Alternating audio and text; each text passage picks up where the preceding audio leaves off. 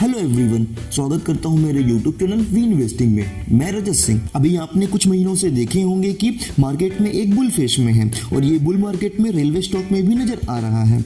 वैसे तो railway sector में बहुत सारे स्टॉक हैं जो अभी कुछ महीनों से अच्छा परफॉर्म कर रहे हैं और इन स्टॉक में अच्छी खासी तेजी देखने को भी मिला है। रेलवे के मेन स्टॉक है IRCTC, rail Vikas Nigam limited RVNL, Indian railway finance Corp limited IRFC। In stock में अच्छी खासी तेजी देखने को मिलता है। IRFC की बात करें तो करंट में इसकी प्राइस 33.8 रुपीज के आसपास है और 28 मार्च से अभी तक में इस कंपनी में 32% का इंक्रीज देखा गया है और यही सेम चीज RVNL के स्टॉक में भी देखने को मिला है। इसकी करंट प्राइस 194 रुपीज के आसपास है और एक मंथ में इसने 69% का रिटर्न डिलीवर किया है और लास्ट 6 मंथ में 103% का रिटर्न अपने इन्वेस्टर को जनरेट करके दिया है और ये कंपनी आगे भी बढ़िया परफॉर्म कर सकती है। रेलवे सेक्टर में देखें तो ज्यादा से ज्यादा इन्वेस्टर इस कंपनी में इन्वेस्टेड है। आज की वीडियो में रेलवे सेक्टर के one of the best stock IRFC की बात करने वाले हैं। जब से RVNL के स्टॉक में तेजी देखने को मिला है तब से IRFC इन्वेस्टर का फेवरेट स्टॉक भी बन गया है और इन्वेस्टर RVNL की तरह IRFC में भी एक्सपेक्ट कर रहे हैं कि ये स्टॉक भी फ्यूचर में अच्छा परफॉर्म करेगा और उनको अच्छा प्रॉफिट जनरेट करके देगा।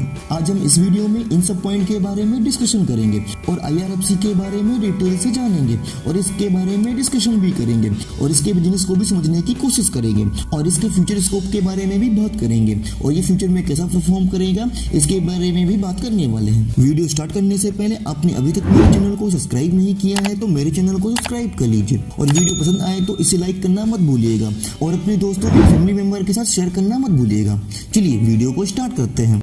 Indian railway finance Corp limited public sector enterprises या गवर्नमेंट कंपनी है। इस कंपनी का control ministry of railway and government India के पास है। कंपनी को 12 दिसंबर 1986 को अंडर द कंपनी एक्ट 1956 के तहत एक पब्लिक लिमिटेड के रूप में इंडियन रेलवे फाइनेंसिंग कॉर्पोरेशन के रूप में शामिल किया गया है।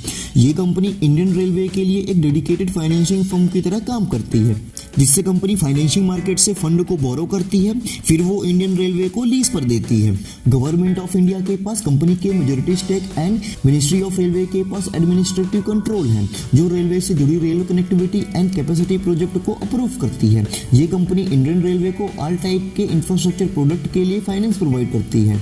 IRFC, rail Vikas Nigam limited, RVNL, RailTel Konkan railway corporation limited, Indcon, Pipavav railway corporation limited जैसे रेलवे सेक्टर के इंस्टीट्यूशंस को उधार देता है। ये कंपनी इंडियन रेलवे को फाइनेंशियली सर्विस प्रोवाइड करती है, क्योंकि जब इंडियन रेलवे को new coaches, engine and container को खरीदना होता है तो ये IRFC इनकी फाइनेंशियली हेल्प करता है। IRFC एक mini Ratna central public sector enterprises company है। इंडिया के पास वर्ल्ड की चौथी सबसे बड़ी रेलवे सिस्टम है और रूस के पास वर्ल्ड की फर्स्ट सबसे बड़ी रेलवे सिस्टम है। सेकंड नंबर पर अमेरिका है और थर्ड नंबर पर चीन है। अब इसके बिजनेस मॉडल देखें तो IRFC एक PSUs कंपनी है जो इंडियन रेलवे की एक फाइनेंसिंग फंडिंग ब्रांच है। जो कंपनी फाइनेंसिंग मार्केट से फंड को बोरो करता है और उन फंड को बोरो करके वो एसेट खरीदता है, फिर वो उन एसेट को खरीद कर लीजिंग ऑपरेशन के थ्रू खरीदे हुए एसेट को लीज में देता है, फिर वो उनसे पैसे कमाता है। और IFC इंडियन रेलवे को लीजिंग मॉडल को फॉलो करते हुए प्रोजेक्ट लीज पे देता है। टिपिकली जो लीज पीरियड होता है वो 30 ईयर का होता है, जो इंडियन रेलवे को 30 ईयर के लिए लीज में देती है और वो लीज दिए हुए एसेट से रेंटल भी लेती है, जिससे ये कंपनी एक बढ़िया रिटर्न जनरेट करती है। चलिए अब इसको एक एग्जांपल से समझते हैं। मान लेते हैं इंडियन रेलवे को न्यू कोचेस एंड इंजन की जरूरत है, जिसके लिए वो RVNL के पास जाएगी, क्योंकि RVNL इंफ्रास्ट्रक्चर के बिजनेस से जुड़ी हुई है और RVNL इस प्रोजेक्ट के लिए काम करना स्टार्ट कर देगी, बट उसको इसके लिए फंडिंग की जरूरत होगी। फिर वो RVNL IRFC के पास फंडिंग के लिए जाएगी और वो अपने रिक्वायरमेंट को बताएगी कि उसको कितने इंजन और कोचेस चाहिए और किस क्वालिटी के चाहिए और उसको कितनी फंडिंग की जरूरत पड़ेगी और ये सारी डिटेल IRFC के साथ शेयर करता है। और IRFC जानता है कि RVNL को इन एसेट को खरीदने के लिए पैसे चाहिए, तो IRFC इन एसेट के लिए वो पैसे को रेस करने के लिए फंडिंग मार्केट में जाकर पैसे को बोरो करता है। फिर बोरोइंग ऑपरेशन के थ्रू वो पैसों को बोरो करता है। वो उन पैसों को बोरो करने के लिए वो bonds and tax free bond issue करता है, बैंक से लोन लेता है एंड कमर्शियल पेपर को इशू करता है और वो इन सोर्सेज के थ्रू पैसों को बोरो करता है और वो उन पैसों पर इंटरेस्ट भी देता है और बोरो किए हुए पैसों की गारंटी गवर्नमेंट ऑफ इंडिया लेती है।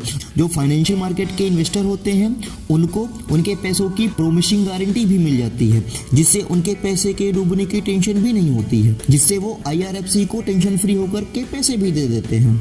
फिर वो RVNL को न्यू कोचेस एंड इंजन खरीद के देता है और उनको लीज में देता है और ये लीज 30 ईयर का होता है। फिर 30 ईयर होने के बाद वो मिनिस्ट्री ऑफ रेलवे को ट्रांसफर कर देता है, जिससे IRFC को big amount ministry of railway के द्वारा मिल जाता है।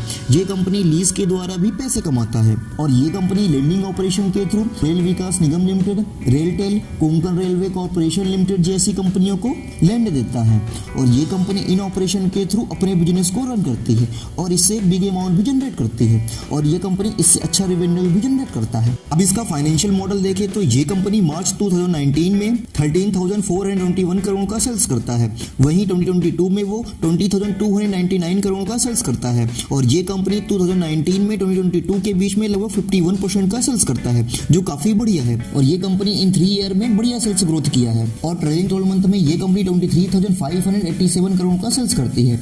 वहीं अब इसके नेट प्रॉफिट की बात करें तो ये कंपनी 2019 में 2,255 करोड़ का नेट प्रॉफिट किया है और 2020 में 3,192 करोड़ का और 2021 में 4,460 करोड़ का नेट प्रॉफिट किया है। वहीं 2022 में 6,019 करोड़ का नेट प्रॉफिट जनरेट किया है।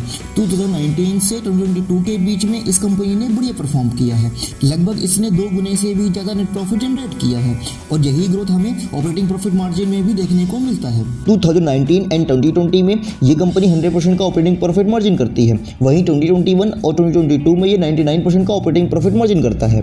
इन सब से देखने से यह पता चलता है कि कंपनी फंडामेंटली बहुत स्ट्रॉन्ग है। इन्हीं सब रीजन से ये कंपनी बहुत सारे इन्वेस्टर का फेवरेट स्टॉक भी है, जिसकी वजह से आने वाले समय में इस कंपनी के बिजनेस में काफी ज्यादा फायदा होते हुए नजर आने वाला है और आगे चलकर इसी तरह से और भी बढ़िया परफॉर्म कर सकती है। साथ ही ये कंपनी 4.13% का हाई डिविडेंड यील्ड भी प्रोवाइड करती है और इस कंपनी ने लास्ट 5 ईयर में 45.5% के CGR से प्रॉफिट ग्रोथ डिलीवर किया है। साथ ही 20.4% का हेल्दी डिविडेंड पे आउट भी मेंटेन किया हुआ है और इस कंपनी का अर्निंग पर शेयर 4.98 रुपीज़ है और इसकी करंट प्राइस 33.8 रुपीज़ के आसपास है। तो इस कंपनी का स्टॉक भी 6.78 रुपीज़ है, जो इसके पीर कंपनीज की कंपैरिजन में बहुत कम है और ये अभी लो वैल्यूएशन में भी अवेलेबल है। तो ये स्टॉक फ्यूचर में मल्टी बैगर बनने का भी दमखम रखता है और इस कंपनी का मार्केट कैप 43,597 करोड़ रुपीज़ है और बुक वैल्यू 33.3 रुपीज़ है, फेस वैल्यू 10 रुपीज़ है और कंपनी के पास 3,86,733 करोड़ का डेट भी है और इसके कंपैरिजन में कंपनी के पास 9,678 करोड़ के आसपास का कैश इक्विवेलेंट भी है। अब सबसे बड़ा सवाल आता है कि कंपनी के पास तो बहुत ज़्यादा डेट है, तो इन्वेस्टर टेंशन में है कि अगर ये डेट और भी आगे बढ़ा तो कंपनी फ्यूचर में कैसे मल्टी बैगर कंपनी बन सकती है। तो आपको बता दें कि ये कंपनी फाइनेंस सर्विस में है और नए नए प्रोजेक्ट के लिए तेजी से काम भी करता है और ये इंडियन रेलवे की सब्सिडरी कंपनी को लोन भी प्रोवाइड करती है। साथ ही जिस कारण से IRFC को फाइनेंस मार्केट से लोन लेना होता है, जिससे उस कंपनी के ऊपर डेट बहुत ज़्यादा दिखाई देता है, बट ये फाइनेंस कंपनी की तरह काम करता है क्योंकि ये फाइनेंस मार्केट से लोन को लेकर उसको इंटरेस्ट में देती है और उसी लोन से एसेट को खरीद कर भी उसे लीज पर देती है और उससे पैसे कमाती है। और कोरोना के टाइम पर जो प्रोजेक्ट पेंडिंग में थे, अब कंपनी धीरे धीरे उन पे भी काम करना स्टार्ट कर दिया है और साथ ही नए नए प्रोजेक्ट पर भी काम तेजी से करती जा रही है। अगर कंपनी इसी तरह से नए नए प्रोजेक्ट पर काम करती रही तो उसके डेट में भी हमें इंक्रीज देखने को मिल सकता है। तो इस कंपनी के डेट को देखकर डरने की जरूरत नहीं है, लेकिन आपको फाइनेंस कंपनी में डेट से ज़्यादा आपको उस कंपनी के NPA नॉन परफॉर्मिंग एसेट को देखना जरूरी होता है, क्योंकि NPA के थ्रू आप देख सकते हैं कि किसी फाइनेंस कंपनी के साथ कोई डिफॉल्ट तो नहीं कर रहा है और IRFC के केस में जो कंपनी एसेट को लीज पे देता है उससे उनको कोई डिफॉल्ट तो नहीं कर रहा है, लेकिन IRFC के कस्टमर तो गवर्नमेंट ऑफ इंडिया है, तो IRFC के साथ डिफॉल्ट होने के चांस ऑलमोस्ट ना के बराबर है। अब इसके रेवेन्यू की बात करें तो ये कंपनी बोरोइंग ऑपरेशन से एंड लेंडिंग ऑपरेशन से 25% का रेवेन्यू जनरेट करता है एंड लीजिंग ऑपरेशन से 75% का रेवेन्यू डिलीवर करता है। साथ ही इस कंपनी का शेयर होल्डिंग पैटर्न देखें तो प्रमोटर्स के पास 86.36% की होल्डिंग है, रिटेल इन्वेस्टर के पास 9.87% की, फॉरेन इंस्टीट्यूशंस के पास 1.14% की एंड डोमेस्टिक इंस्टीट्यूशंस के पास 1.25% की होल्डिंग है एंड म्यूचुअल फंड्स के पास 1.3% की होल्डिंग है।